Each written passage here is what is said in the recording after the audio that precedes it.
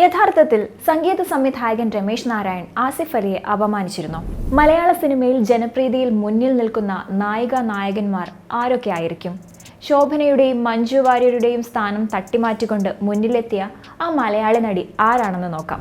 ഷാറുഖ് ഖാനും മകൾ സുഹാന ഖാനും ഒരുമിച്ചെത്തി പ്രേക്ഷകരെ ഞെട്ടിക്കാനെത്തുന്ന സിനിമയിൽ വില്ലനായി വരുന്ന ബോളിവുഡ് താരം ആരാണെന്നറിയണ്ടേ?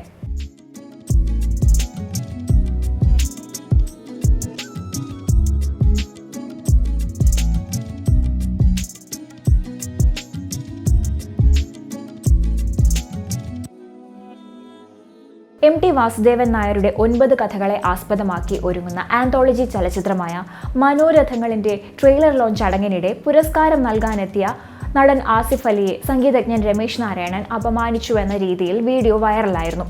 ഈ ആന്തോളജി സീരീസിലെ സ്വർഗം തുറക്കുന്ന സമയം എന്ന ചിത്രത്തിൽ സംഗീതം നൽകിയത് പ്രമുഖ സംഗീതജ്ഞനായ രമേശ് നാരായണനായിരുന്നു. അദ്ദേഹത്തിന് ചടങ്ങിൽ പുരസ്കാരം നൽകാൻ നടൻ ആസിഫ് അലിയാണ് ക്ഷണിച്ചത്. എന്നാൽ ആസിഫ് അലി പുരസ്കാരം നൽകാൻ എത്തിയപ്പോൾ അദ്ദേഹത്തെ ഒന്ന് നോക്കുകയോ ഹസ്തദാനം ചെയ്യുകയോ ചെയ്യാതെ സംഗീതജ്ഞൻ രമേശ് നാരായൺ താൻ സംഗീതം നൽകിയ സ്വർഗം തുറക്കുന്ന സമയം എന്ന ചിത്രത്തിന്റെ സംവിധായകനായ ജയരാജനെ വിളിച്ച് ഒന്നുകൂടെ പുരസ്കാരം വാങ്ങി. അതോടെ ആസിഫ് അലിയെ രമേശ് നാരായൺ അപമാനിച്ചു എന്ന രീതിയിൽ വലിയ തോതിലാണ് വീഡിയോ സോഷ്യൽ മീഡിയയിൽ പ്രചരിക്കുന്നത്. അതിൻ്റെ ദൃശ്യങ്ങൾ നമുക്ക് നോക്കാം. സംഭവത്തിൽ വിശദീകരണവുമായി രമേശ് നാരായൺ തന്നെ രംഗത്തെത്തുകയും ചെയ്തു. ആസിഫ് അലിയെ കരുതി കൂട്ടി അപമാനിച്ചിട്ടില്ല എന്നാണ് രമേശ് നാരായണന്റെ മറുപടി. ഇപ്പോൾ പ്രചരിക്കുന്ന ദൃശ്യങ്ങളിൽ അങ്ങനെ തോന്നിയെങ്കിൽ താൻ ക്ഷമ ചോദിക്കുന്നുവെന്നും അദ്ദേഹം പറഞ്ഞു. ആസിഫിനെ വിളിച്ച് സംസാരിക്കും, താൻ ഏറെ ബഹുമാനിക്കുന്ന നടനാണ് ആസിഫ് അലി എന്നുമാണ് രമേശ് നാരായൺ വാർത്താസമ്മേളനത്തിൽ പറഞ്ഞത്.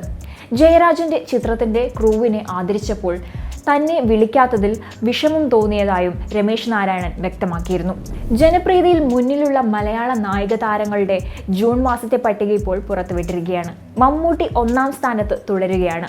മെയിലും 1-ാമത് മമ്മൂട്ടി തന്നെയായിരുന്നു. ടർബോ അടുത്തിടെ വൻ വിജയമായതിനാലാണ് താരത്തിന് ഓൾമാക്സ് മീഡിയയുടെ പട്ടികയിൽ 1-ാമതെത്താൻ ആയത്. സംവിധായകൻ വൈശാഖ് മമ്മൂട്ടിയെ നായകനാക്കിയ ചിത്രമായ ടർബോ സ്വീകാര്യത നേടിയിരുന്നുവെന്നാണ് റിപ്പോർട്ട്. ചിത്രത്തിന്റെ തിരക്കഥ മിഥുൻ മാനുവൽ തോമസിൻ്റെതാണ്. ആക്ഷന് പ്രാധാന്യമുള്ള ഒരു ഫാമിലി ചിത്രമായിരുന്നു മമ്മൂട്ടി നായകനായെത്തിയ ടർബോ. ജോസ് എന്ന നായക കഥാപാത്രമായി ചിത്രത്തിൽ മമ്മൂട്ടി എത്തുമ്പോൾ മറ്റ് സുപ്രധാന വേഷങ്ങളിൽ കന്നഡയിലെ രാജ് ബി ഷെട്ടിയും തെലുങ്ക് നടൻ സുനിലുമാണ് ഉള്ളത്. നിർമ്മാണം മമ്മൂട്ടി കമ്പനിയുടെ ബാനറിലാണ്. വിയറ്റ്നാം ഫൈറ്റേഴ്സ് ആണ് നിർണായകമായ ആക്ഷൻ രംഗങ്ങൾ കൈകാര്യം ചെയ്തിരിക്കുന്നത്. താരങ്ങളുടെ ജൂൺ മാസത്തെ പട്ടികയിലും 2-ാം സ്ഥാനത്ത് മോഹൻലാൽ തുടരുകയാണ് എന്നാണ് റിപ്പോർട്ട്. മലയാളത്തിന്റെ എക്കാലത്തെയും പ്രിയ താരമായ മോഹൻലാൽ ആയിരുന്നു മിക്കവാറും 1-ാം സ്ഥാനത്ത് എത്തിയിരുന്നത്. എന്നാൽ സമീപകാലത്ത് മോഹൻലാലിന് ഹിറ്റുകൾ കുറവായതിനാലാണ് താരം 2-ാമതായത്. ലാൽ 360 എന്ന ചിത്രമാണ് മോഹൻലാൽ നായകനായി നിലവിൽ ഒരുങ്ങുന്നത്. മലയാളം നായകന്മാരിൽ ജൂണിൽ 3-ാമതുള്ള താരം ഫഹദ് ആണെന്നാണ് ഓർമാക്സ് മീഡിയയുടെ റിപ്പോർട്ട്. ആവേശത്തിന്റെ വമ്പൻ വിജയമാണ് ഫഹദിന് താരങ്ങളിൽ 3-ാമതെത്താനായതെന്നാണ് വ്യക്തമാകുന്നത്. 4-ാം സ്ഥാനത്ത് പൃഥ്വിരാജും തുടരുന്നു. പൃഥ്വിരാജും പട്ടികയിൽ മിക്കപ്പോഴും മുൻനിരയിലുള്ള താരമാണ്. പൃഥ്വിയുടെ തൊട്ടു പിന്നിൽ ടൊവിനോ തോമസ് ആണുള്ളത്. ടൊവിനോ നായകനായി നടികർ സിനിമയാണ് ഒടുവിൽ പ്രദർശനത്തിനെത്തിയത്. ഇനി ജനപ്രീതിയിൽ മുന്നിലുള്ള മലയാളം നായിക താരങ്ങളുടെ പട്ടികയൊന്ന് നോക്കിയാലോ. ജൂൺ മാസത്തിലും 1-ാമതായി മമിതയാണ് താരങ്ങളിൽ ഇടം നേടിയിരിക്കുന്നത്. മെയിലാണ് മമിത മലയാളി നായികമാരിൽ ആദ്യമായി 1-ാമതെത്തിയത്. പ്രേമലു എന്ന വൻ ഹിറ്റിനെ തുടർന്നാണ് താരത്തിന് മുന്നിലെത്താൻ കഴിഞ്ഞതെന്നാണ് റിപ്പോർട്ട്. ചെറിയ വേഷങ്ങൾ അവതരിപ്പിച്ച് ശ്രദ്ധയാകർഷിച്ച താരം നായികയായി ഇന്ന് മലയാളത്തിൽ മുന്നിലെത്തിയിരിക്കുകയാണ്. മമിത നായികയായി വേഷമിടുന്ന നിരവധി ചിത്രങ്ങൾ ഒരുങ്ങുകയും ചെയ്യുന്നുണ്ട് എന്നാണ് റിപ്പോർട്ട്. പ്രതീക്ഷയ്ക്കപ്പുറത്തെ ആരാധക പിന്തുണയാണ് പെട്ടെന്ന് താരത്തിന് ലഭിച്ചതും.